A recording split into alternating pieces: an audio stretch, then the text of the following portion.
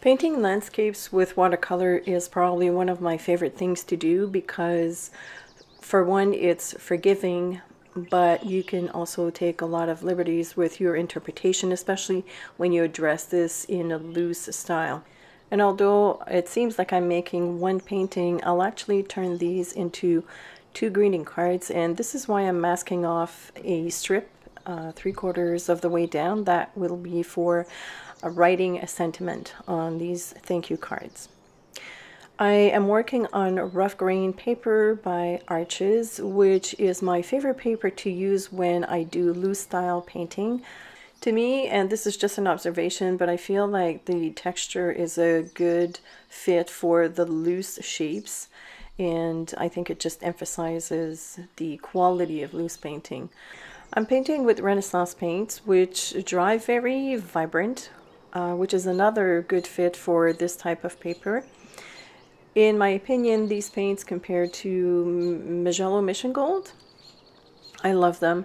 They're a Polish brand, and there is a distributor, however, in North America, so I will leave the link to where you can get these paints, as well as all the supplies will be listed in the description of the video. Alright, so although this is a loose painting, I kind of had a strategy going in. I knew I wanted some trees in the background and trees closer to the viewer. So obviously whatever is in the background has to be lighter. That's just a fact of life. And then I will have a second layer with the trees that are in the foreground. So what I did is I dropped a little bit of water with a fine mister bottle, and I also added some drops with clean water in my paintbrush. I just splashed a bit of water with it. And as you can see, the shapes are very, very loose. They do not necessarily resemble trees. At this point, I'm just dropping in some color, and I'm leaving a little bit of white here and there. And although these paints are vibrant, they are going to dry a little bit lighter, and that's really what you want for the background trees. I am working with an oval brush, which is kind of like, it's flat but pointy at the same time. To me, it's a mixture of a flat brush and a round brush, and I like it just because of that. Because of its versatility, I get to have both in one brush.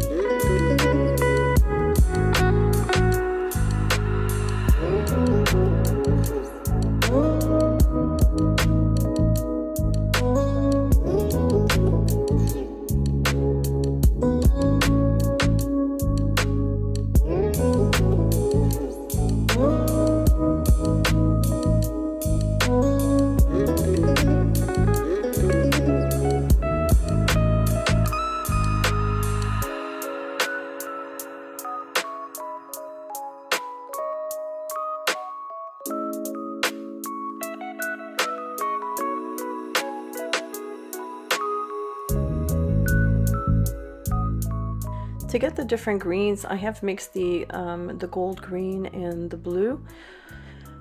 As for the ground, I am mixing sepia with a little bit of that magenta color, which is called Geranium Lake. And I'll also be dropping a little bit of that blue later on, just to darken up the horizon line just underneath that mast strip there. And I'm just mixing a little bit of magenta into the trees, maybe just to represent kind of like an early fall landscape, maybe. Not that I'm wishing for fall. I'm very happy with summer, but this was just for fun. I can now add a little bit of blue to the sky because the tops of the trees that I first painted are almost dry. They're not completely dry, but dry enough for me to add a little bit of blue without it mixing too much with the green. And I noticed that I moved from one area to another. I started with the trees, then I did the ground, then I went back in with a little bit of geranium lake into the foliage, because I did not want the magenta to go all crazy into the greens. So it just mixed in a little bit. And back to the sky, I'm not going to paint a flat blue all the way to the top of the painting. I just wanted to have the color close to the trees, and then I just feathering it out with the brush by cleaning my brush and then drying it a little bit, and then just picking up the edges so that it blends really well. And then in some areas it merges to white, to nothing. I know the sky, again, is not realistic. I just go with my guts. go with what I feel should look nice. And I do like the contrast between this blue and the lighter trees. And so I'm going to play with that. I'm going to add a little bit more intensity to that blue color later on.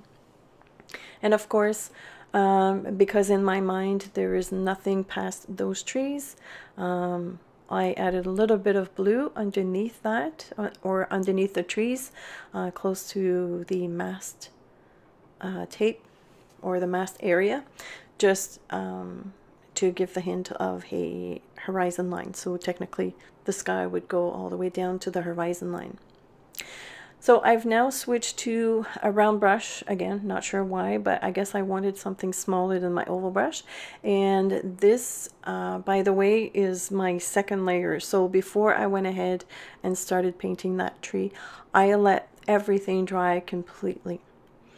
And that's going to help me have defined edges around this other plane of trees. I'm also going to be a little bit more deliberate in the shapes, I guess, of the trees, but again, it's still a very loose style. I'm not going to define the leaves. As far as the shapes are concerned, it's very difficult for me to explain how I paint trees. I just start plopping some colors until it looks like a tree. I guess if you were to observe the shapes, it's kind of like a triangle, I want to say, but a very misshapen triangle. And then I'm also using this brush to add some tree trunks.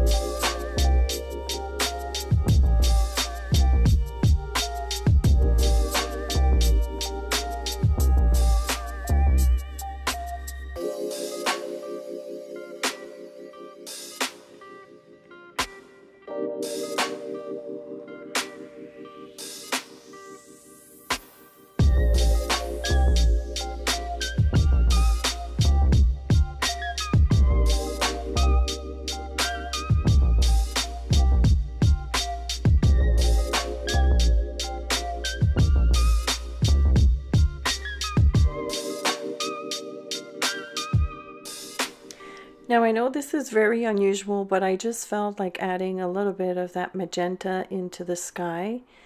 And I absolutely love the effect. I find violet and purples are always a good addition, especially with this color scheme, like the greens and the blues.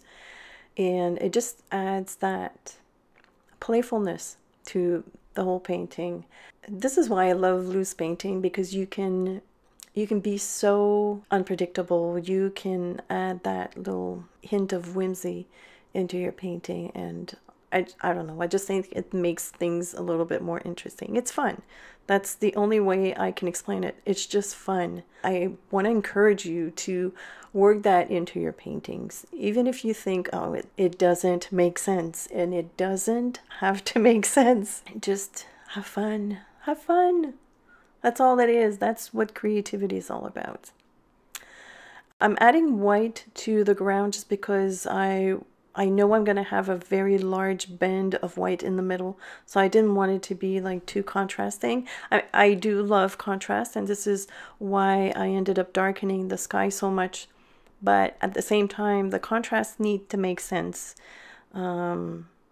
Sometimes it's too much. You got to do something about it. So that's why I added a little bit of gouache to the ground.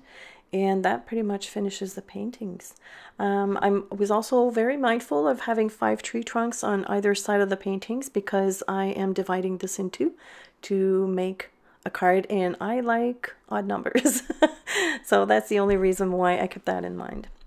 This painter's tape is the first time I'm using it. It's by Pro Artist, and I really like it for masking. However, if you're using this to hold down your paper onto a surface, that's not going to work. It doesn't bond with other surfaces other than paper, I find, because I tried it and it didn't work.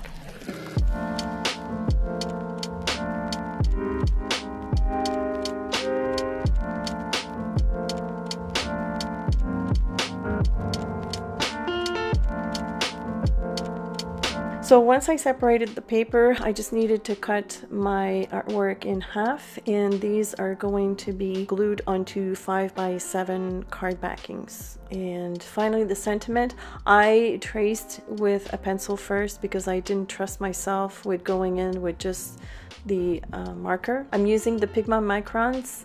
That might not have been the best choice. The one thing about rough grain, although I absolutely adore it, it's very difficult to doodle on top of it. It's very damaging to the felt tips, but I needed something permanent just in case, because I wasn't sure if I was going to add a little bit of coloration to that strip. Maybe I will, like I'm looking at it and it looks a little bit too white for me, but for now it's going to stay that way. And there it is. I got 2 more greeting cards to gift my patrons. I was running out of cards and I got tired of pretties.